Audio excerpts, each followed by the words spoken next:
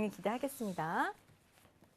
네, 지금부터 이제 지난 시간에 이어서 이제 오늘도 역시 해외 선물 투자를 투자부로라는 소제목을 가지고 이제 2강을 시작해 보도록 하겠습니다.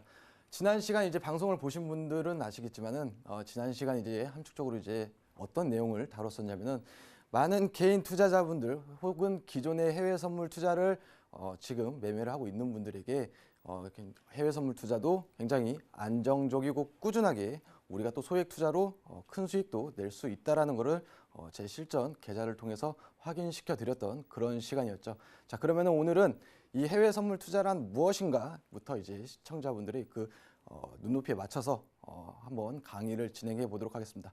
어떻게 보면 이제 입문자분들에게는 좀 새로운 내용이 될 수도 있고 기존에 거래를 하셨던 분들에게는 다소 내용이 안 맞을 수도 있겠지만은 그럼에도 불구하고 함께 하시면서 내가 몰랐던 부분이 분명 또 나올 겁니다.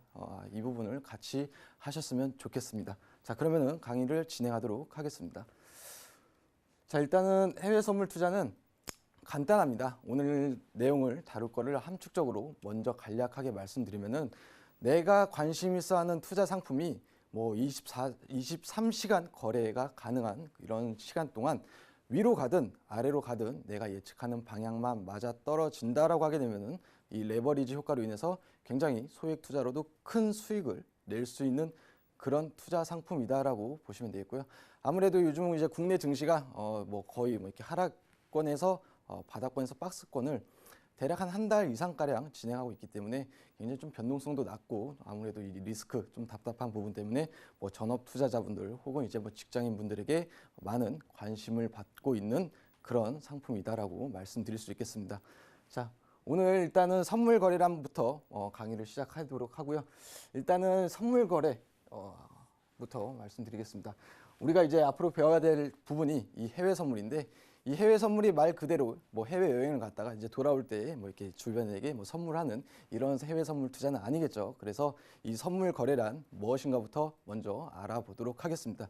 자, 일단 한자로는 뭐 앞설선에 뭐 물건 물자를 써서 뭐 선물이고요.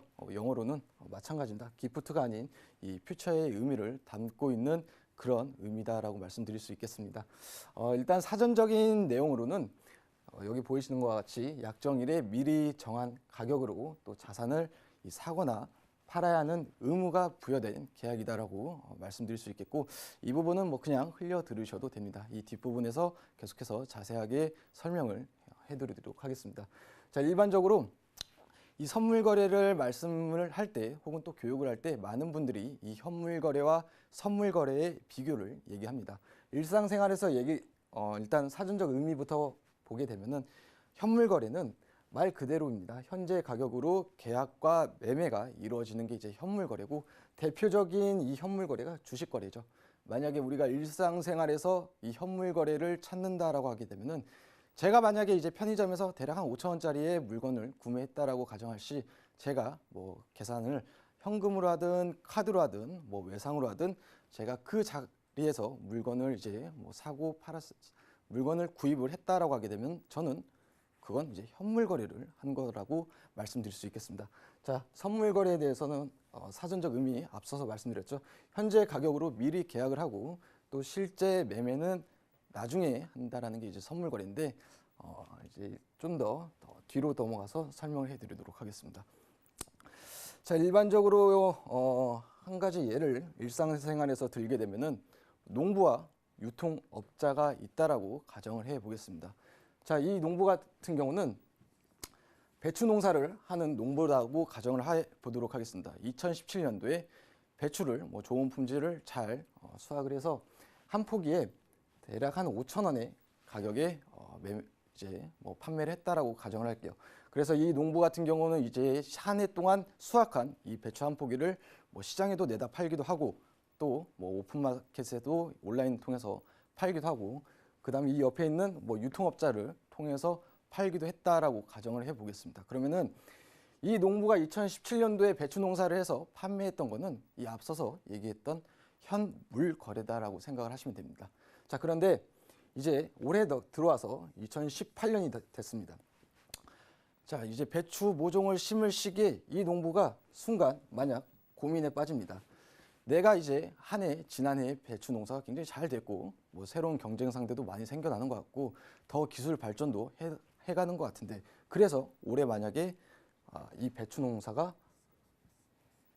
대풍년이 든다라고 가정을 해보고 이런 고민이 들기 시작합니다. 우리가 풍년이 든다라고 해서 사실 마냥 좋은 게 아니죠. 왜? 일반적으로 시장에서 가격을 결정하는 요인 중에 뭐 대표적인 예는 수요와 공급입니다. 즉 수요와 공급에 의해서 가격이 결정이 되는데 대풍년이 일어나게 되면서 이 공급량은 많아지고 수요량은 그렇게 크게 변함없이 일정치를 기록한다라고 하게 되면은 당연히 이 배추 가격은 아래로 떨어지겠죠. 그래서 이 농부는 이제 이런 고민 끝에 작년 한 해 거래를 했던 이 유통업자를 찾아갑니다. 그래서 지난 한 해 제가 이 유통업자에게 이런 말합니다. 지난 한 해 동안 정말 좋은 이 배추를 잘 여러 유통업자에게 전달하지 않았습니까? 유통업자님도 뭐 재미를 보시지 않았습니까? 자, 제가 지금 이제 올해도 이제 지난 해와 같이 배추를 한번 잘 심어 보려고 하는데 우리 미리 계약을 하죠라고 먼저 제안을 합니다. 그래서 이 유통업자도 사실 뭐 가격 그렇게 크게 염려할 이유가 없죠. 좋은 물건을 먼저 공급을 받고 이 공급량에 대해서도 걱정이 없다라고 가정을 하고 이런 판단하에 2018년 배추 모종을 심을 시기에 미리 계약을 합니다. 5,000원에. 그래서 이 한 해 동안 이제 배추 농사를 부지런히 지었고 이 농부가 예측한 대로 아니나 다를까 이 한 해 동안 이 배추 농사는 대풍년이 일어나게 됩니다. 심지어 시장에 배추가 남아 돌기 시작합니다. 그렇게 해서 가격이 4,000원으로 떨어지고 한 포기에 3,000원으로 떨어지게 됩니다. 하지만은 이 농부 같은 경우는 사실 걱정이 없죠. 왜? 이미 유통업자와 거래를 5,000원에 했기 때문입니다. 그렇게 해서 이 농부는 예상한 대로 이제 리스크를 회피하면서 이제 작년과 같은 매출을 일으킬 수 있는 게 이제 선물 거래가 아니고 방금 얘기한 거는 뭐 선도 거래다라고 말씀드릴 수 있겠습니다. 자, 만약에 이 농부가 만약에 풍년이 아니고 만약에 흉년이 일어나게 되면서 배추의 희귀 품종 형상으로 6,000원이 되고 7,000원이 된다 하더라도 어떻게 보면 이 농부는 그렇게 큰 리스크가 없이 안정적인 거래를 할 수 있겠죠. 자, 앞서서 말씀드렸습니다. 이거는 제가 방금 말씀드리는 거는 선도 거래와 선도 거래입니다. 이 앞서 계속해서 설명을 드리는 거는 선물 거래를 이제 설명을 해드리고 있는데 선도 거래와 선물 거래는 사실 그렇게 큰 차이가 나지 않다라는 걸 먼저 이제 쉽게 이해시켜 드리기 위해 이 예를 말씀드렸고요. 자, 만약에 이 농부와 유통업자 사이에서 정확하고 투명한 정보를 제공해주고 그 결제를 깨끗하게 약속을 이행할 수 있는 그런 중간에 만약에 기관이 있다라고 하게 되면은 이 기관이 이제 뭐 정산소, 뭐 거래소다라고 말씀드릴 수 있겠습니다. 그래서 이 당사자 간의 거래가 아닌 중간에 기관이 하나 껴 있다라고 하게 되면 이게 바로 선물 거래고요. 만약에 이 같은 예로 든다라고 하게 되면은 대략 한 농협중앙회 정도는 뭐 예를 들 수 있지 않을까 싶습니다. 그래서 이 앞서 말씀드린 예로는 선도 거래, 당사자 간끼리 뭐 대금도 지급하고 상품도 수령을 받는 이게 이제 선도 거래고요.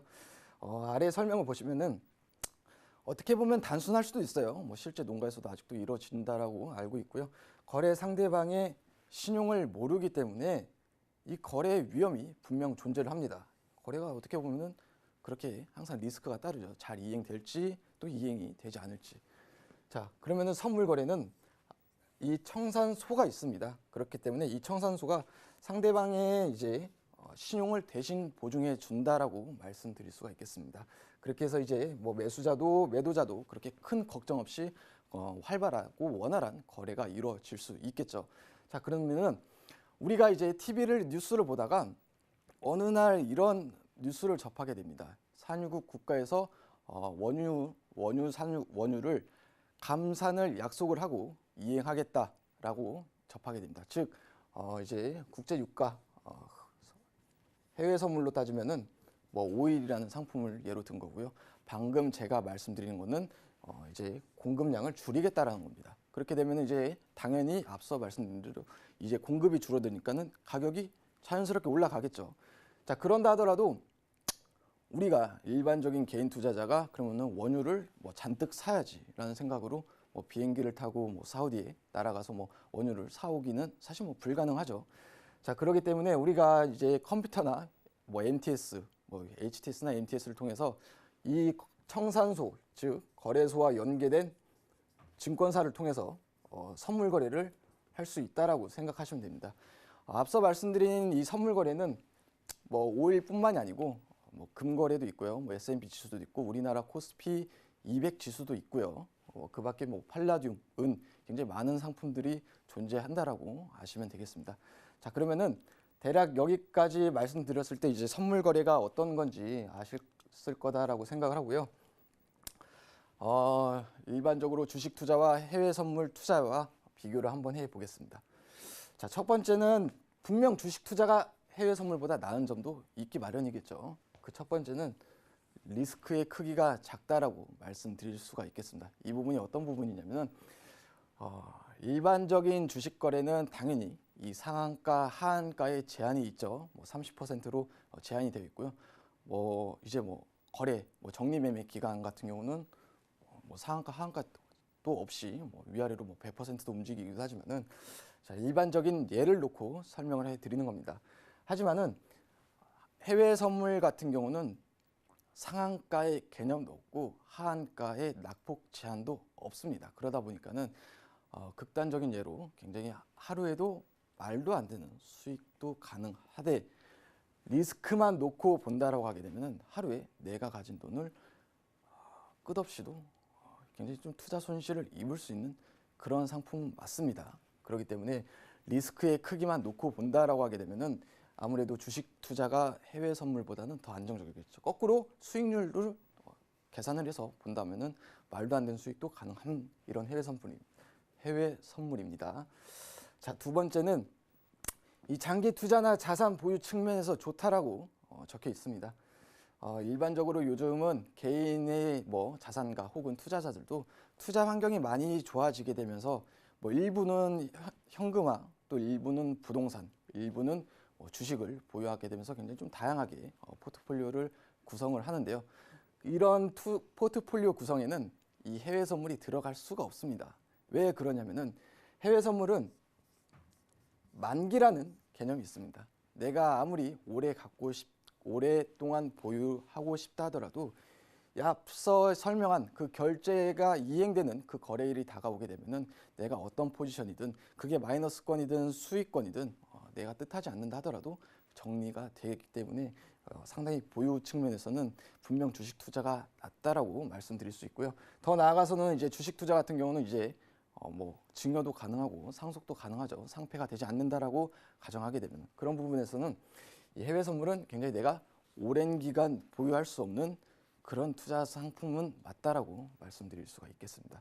자, 그다음 이 배당금에 대해서 설명을 해드리려고 하는데 모든 주식 종목들이 다 배당금을 지급하는 건 아닙니다. 반대로 이제 내가 정말 좋은 종목에 투자를 했고 내가 투자한 종목의 주가도 오르고 또 배당금까지 받게 되면은 뭐 일석이조의 효과도 보고 또 더 나아가서는 뭐 연말에만 배당금을 실시하는 게 아니고 중간 배당을 실시하는 종목들도 있기 때문에 이런 배당금의 매력도 분명 주식 투자에서는 존재한다라고 말씀드릴 수 있겠습니다. 자, 그렇게 해서 일단은 주식 투자가 해외 선물 투자보다 나은 점에 대해서 설명을 해드렸다라고 하게 되면은 이번엔 반대로 이 해외 선물 투자가 주식 투자보다 나은 점에서 설명을 해보도록 하겠습니다. 자, 첫 번째가 레버리지 효과입니다. 저도 이게 가장 큰 장점이자 매력이 아닐까라는 생각을 하는데, 자, 지금 보시게 되면은 여기는 이제 크루드 오일이라는 투자 상품이고요. 여기는 이제 골드라는 투자 상품입니다. 자, 이 부분을 설명해 드릴게요. 여기 자세히 보시게 되면은 이 계약 단위라는 이게 표시가 되어 있습니다. 계약 단위가 되어 있고 여기는 이제 1000이라고 나와 있습니다. 오일이고요.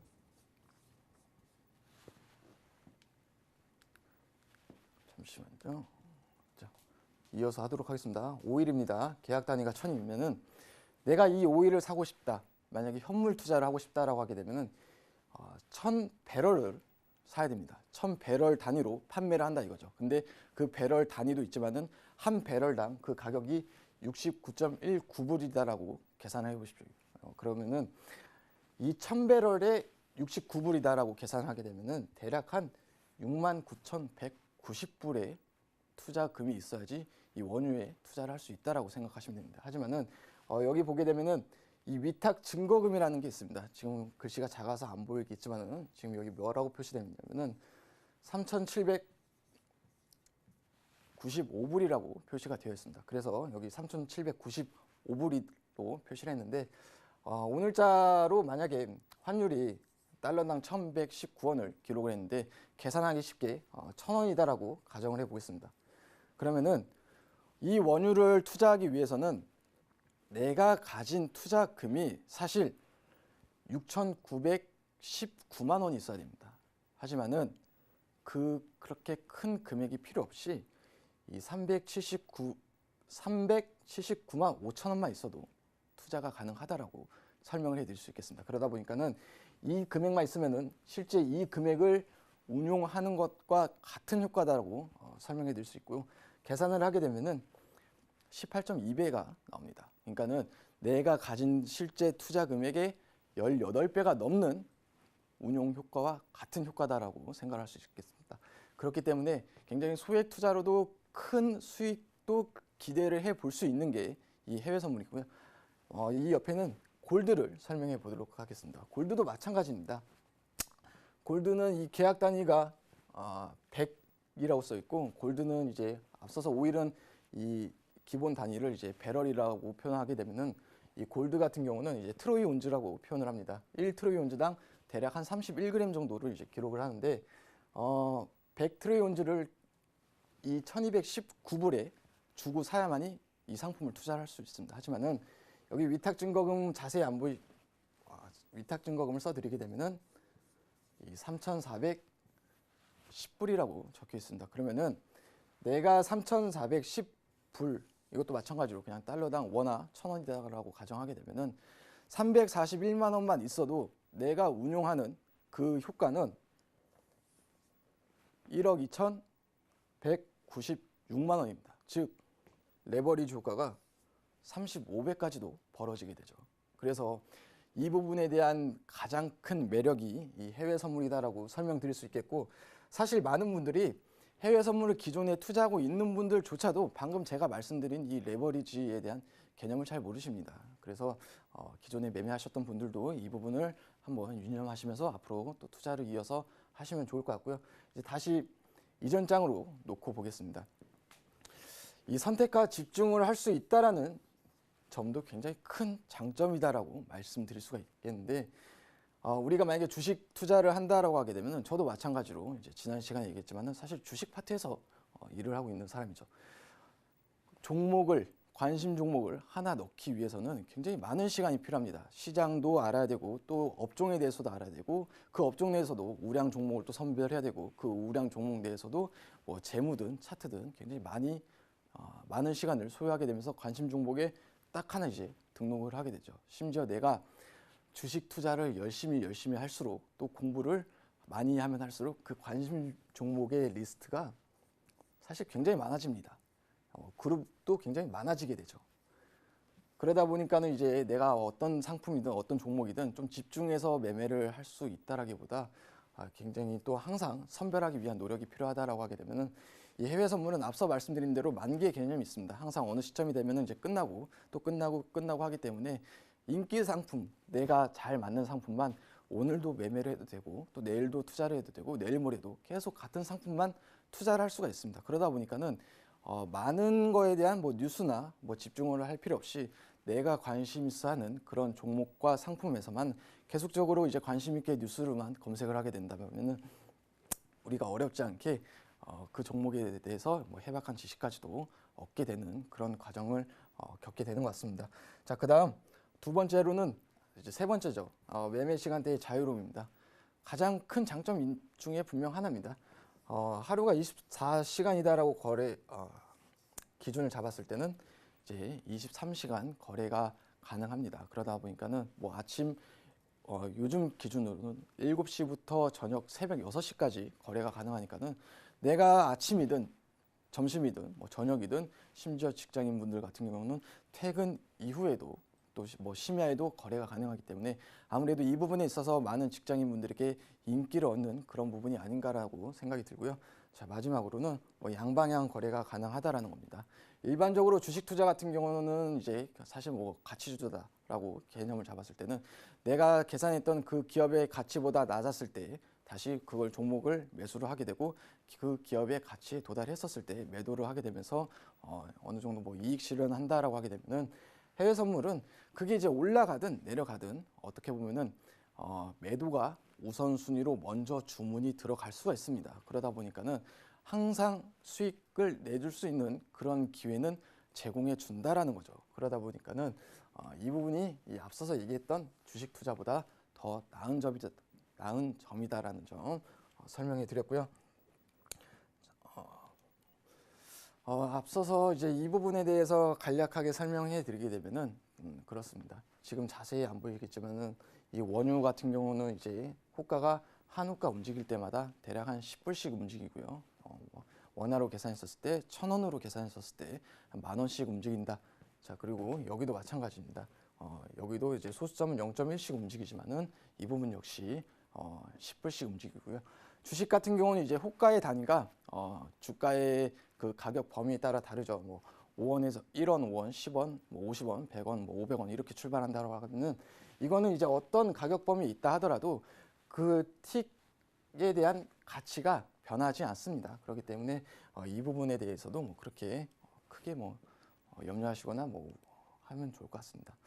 자, 그렇게 해서 만약에 이제 오늘 배웠던 부분을 정리를 하게 된다라고 하게 되면은 이런 것 같아요. 자, 선물 거래가 있고 이제 주식 거래가 있다라고 하게 되면은 맨 처음에 농부에 대해서 설명을 해드렸죠. 사실 거래 목적 자체는 위험 회피가 맞습니다. 그렇기 때문에 주식 같은 경우는 이제 정말 그 기업에 대해서 뭐 투자를 목적으로 한다라고 하게 되면은 태어난 탄생 배경을 놓고 봤었을 때 선물 거래는 위험 회피, 즉 어떻게 보면은 해지 거래 상품이다라고 말씀드릴 수 있고요. 자, 만기 여부 앞서 말씀드렸죠. 이거 같은 경우는 이제 일반적으로 한 달, 해외 선물 기준은 보통 한 달이 맞고요.